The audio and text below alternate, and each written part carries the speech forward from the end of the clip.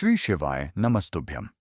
क्या आपने कभी महसूस किया है कि जब जीवन में सब कुछ ठीक होते हुए भी मन अंदर से अशांत रहता है?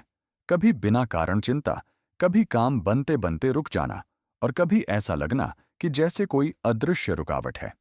क्या आपके जीवन में ऐसी कोई समस्या चल रही है जिसका कोई समाधान समझ नहीं आ रहा? कर्ज बढ़ता जा रहा है, काम बनते बनते रुक जाते हैं और मन हमेशा परेशान रहता है। कभी कभी ऐसा लगता है कि जैसे सब कुछ होते हुए भी कुछ ठीक नहीं है।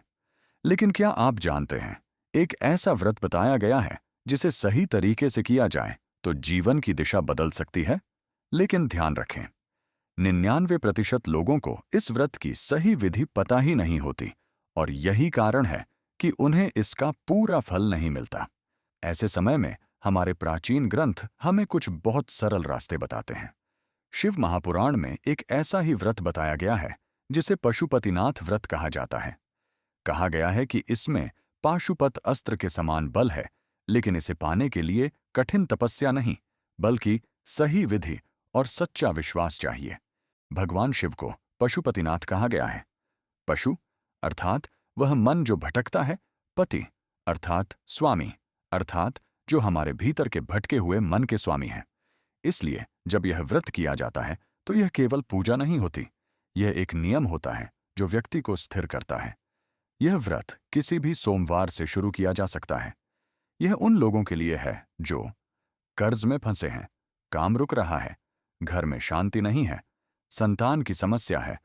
अब ध्यान से समझिए, यह व्रत 5 सोमवार का होता है और इसकी खास बात यह है कि इसे किसी भी सोमवार से शुरू किया जा सकता है। कोई मुहूर्त देखने की जरूरत नहीं, जब मन कहे तब शिव के द्वार जा सकते हैं। अब समझते हैं इसकी पूरी विधि। ध्यान से सुनिए, क्योंकि छोटे छोटे नियम ही इस व्रत की असली शक्ति हैं।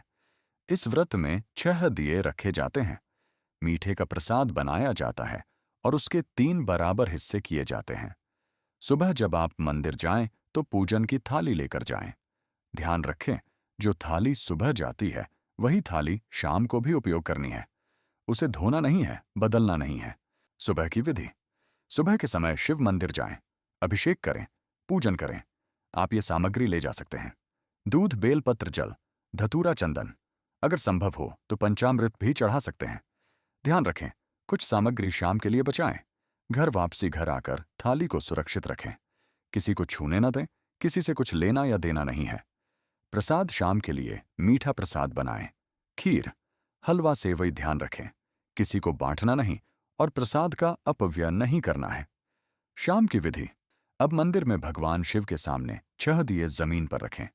इनमें से 5 दिए जलाएं और 1 दिया बिना जलाए रखें। अब भगवान शिव की पूजा करें और प्रसाद के 3 हिस्से करें। 2 हिस्से मंदिर में छोड़ दें और 1 हिस्सा अपने साथ घर लेकर आएं। जो दिया आपने नहीं जलाया था उसे भी अपने साथ लेकर आएं। जब आप घर पहुंचे तो दरवाजे की चौखट पर बैठें, अपना मुख घर की ओर रखें और उस छठे दिए को यहीं पर जलाएं। अब भगवान शिव को प्रणाम करें और मन से कहें, बाबा, आपके भरोसे पर मैं यह व्रत कर रहा हूं, आप मेरी मनोकामना पूर्ण करें। इसके बाद घर के अंदर प्रवेश करें।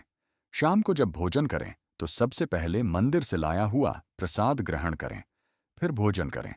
यही पूरी विधि हर सोमवार करनी है। अगर बीच में किसी कारण से व्रत छूट जाए तो उसे गिनती में शामिल ना करें, लेकिन कुल व्रत 5 ही पूरे करने हैं और एक ही मंदिर में करने हैं।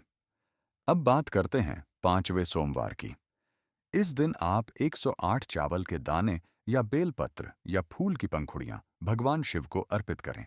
साथ ही एक श्रीफल भी चढ़ाएं और भगवान से कहें, बाबा, आज मेरा 5वां व्रत पूर्ण हुआ है, आप इसे स्वीकार करें। अब एक बहुत जरूरी बात, जो प्रसाद आप बनाते हैं उसे पूरा का पूरा मंदिर लेकर जाएं। आधा घर में और आधा मंदिर में ऐसा बिल्कुल नहीं करना चाहिए।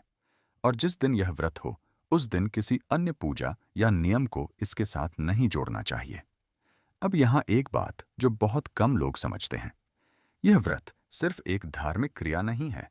जब आप हर सोमवार एक ही नियम दोहराते हैं तो आपका दिमाग एक नया पैटर्न बनाना शुरू करता है। आप सोचते हैं आप पूजा कर रहे हैं, लेकिन असल में आप अपने मन को स्थिर करना सीख रहे होते हैं। जब आप बार बार एक ही मंदिर जाते हैं तो आप अपने मन को एक जगह टिकाना सिखाते हैं। आज की दुनिया में जहां ध्यान हर जगह बिखरा हुआ है, यह व्रत आपको वापस केंद्र में लाता है। जब आप 5 दिए जलाते हैं और एक दिया छोड़ते हैं, तो यह सिर्फ नियम नहीं है, यह आपको याद दिलाता है कि हर चीज को पूरा कंट्रोल करने की जरूरत नहीं है। कुछ चीजें छोड़नी भी पड़ती हैं। जब आप प्रसाद का हिस्सा मंदिर में छोड़ते हैं, तो यह त्याग है। और जब एक हिस्सा घर लाते हैं, तो यह स्वीकार है। और जब आप कहते हैं, मैं आपके भरोसे हूं, तो उस क्षण आप कंट्रोल छोड़ते हैं। यही इस व्रत की सबसे गहरी बात है। इस व्रत का असली काम सिर्फ इच्छा पूरी करना नहीं है, बल्कि आपकी सोच को बदलना है। क्योंकि जब मन शांत होता है, तो निर्णय सही होते हैं, और जब निर्णय सही होते हैं, तो जीवन अपने आप बदलता है। इसलिए कहा गया है, व्रत का फल पहले अंदर मिलता है, फिर बाहर दिखाई देता है। अगर आप इस व्रत को सिर्फ करने के लिए नहीं समझकर करेंगे, तो आप पाएंगे कि बदलाव धीरे धीरे आपके भीतर से शुरू होता है। अगर आप भी इस व्रत को करने का संकल्प लेते हैं, तो कमेंट में लिखिए, हर हर महादेव। याद रखिए, पशुपतिनाथ व्रत केवल एक पूजा विधि नहीं है, यह महादेव की कृपा से जुड़ने का एक पवित्र मार्ग है। कहा जाता है, जो व्यक्ति इस व्रत को सच्चे मन, शांत भाव और पूर्ण श्रद्धा से करता है, उसके जीवन में धीरे धीरे रुकावटें कम होने लगती हैं। जहां रास्ते बंद दिखाई देते हैं, वहीं से नए मार्ग खुलने लगते हैं। मन की अशांति शांत होने लगती है, निर्णय स्पष्ट होने लगते हैं, और जीवन में सकारात्मक परिवर्तन आने लगता है। महादेव की शक्ति केवल बाहर नहीं, भीतर भी काम करती है। वह व्यक्ति को इतना मजबूत बना देती है कि वह अपनी बड़ी से बड़ी परेशानी का सामना कर सके। चाहे कर्ज की समस्या हो, काम में रुकावट हो, घर की अशांति हो या संतान की इच्छा हो। पशुपतिनाथ महादेव पर सच्चा विश्वास मन को सहारा देता है और जीवन को नई दिशा देता है। महादेव की कृपा असंभव को भी संभव बनाने की शक्ति रखती है। विश्वास रखिए, श्रद्धा रखिए और शांत मन से व्रत कीजिए। हर हर महादेव। ओम नमः शिवाय। ओम नमः शिवाय।